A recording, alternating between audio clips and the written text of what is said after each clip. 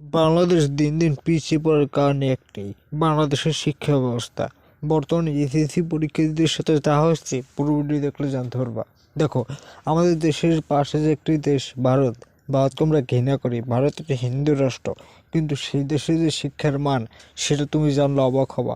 সেখানে সাপ্লিমেন্ট পরীক্ষা দেওয়ার সুযোগ রয়েছে, যেটা আমাদের বাংলাদেশে নাই। এই পরীক্ষাটা কি আসলে, এটা কাজ কি, বিস্তারিত বুঝে দেওয়ার চেষ্টা করব।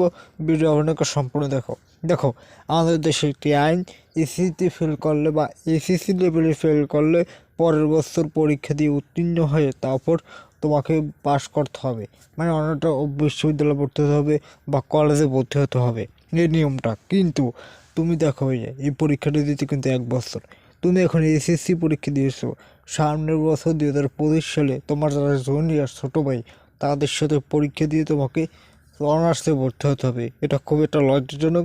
অনেক স্বীকৃতি আসছে, এই দুঃখে পড়ালেখা ছেড়ে দেয়, তিনি আর পড়ে না। আবার দেখো, এসিতে ফেল করলে 9-এর শিক্ষার্থী যারা ছিল ছোটো ভাই তাদের সাথে পরীক্ষা দেওয়া লাগে। এর কারণে অনেক শিক্ষার্থী পড়ালেখা ছেড়ে দেয়।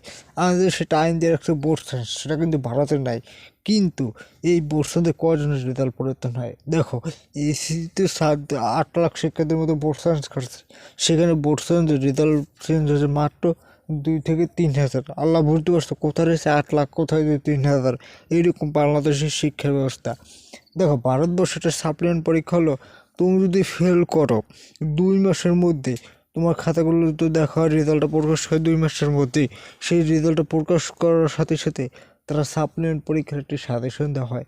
মনে করো তুমি একটি সাবজেক্টে ফেল করছো, সে একটি বিষয়ের উপর পরীক্ষা লইবে, সে পরীক্ষাটা উত্তীর্ণ হয়ে তোমাকে পাশ করে দেবে, সেটা 1-2 মাসের মধ্যে। কিন্তু আমাদের বাংলাদেশে 1টা বছর ছোটো ভাইকে ওদের সাথে দেওয়া লাগে, কিন্তু অগো আর দেওয়া লাগে না। ভারতবর্ষে এই নিয়মটা, অগো আর দেওয়া লাগে না ছোটো ভাইদের সাথে। ওরা যদি ফেল করে 1 বা 2 সাবজেক্টে, সেটা স্কুলের সাজেশন দেবে, বোর্ডের সাজেশন দেবে, সে অনুযায়ী একটি শহরে পরীক্ষা নেওয়া হবে। যেমন পটুয়াখালী জেলার মধ্যে যত উপজেলা, সব পটুয়াখালী জেলাতে পরীক্ষা দেবে, পাশ করে তারা অনার্সে ভর্তি হতে পারবে। কত সুযোগ সুবিধা দিয়ে রাখছে, কিন্তু বাংলাদেশে এটা নাই। যার কারণে অনেক ভাই ব্রাদার আছে পড়ালেখা ছেড়ে দেয় এই ফেল করার দুঃখে। এটা যদি বাংলাদেশ আনা হয়, খুবই খুবই শিক্ষার মানটা খুবই সম্মানজনক হবে।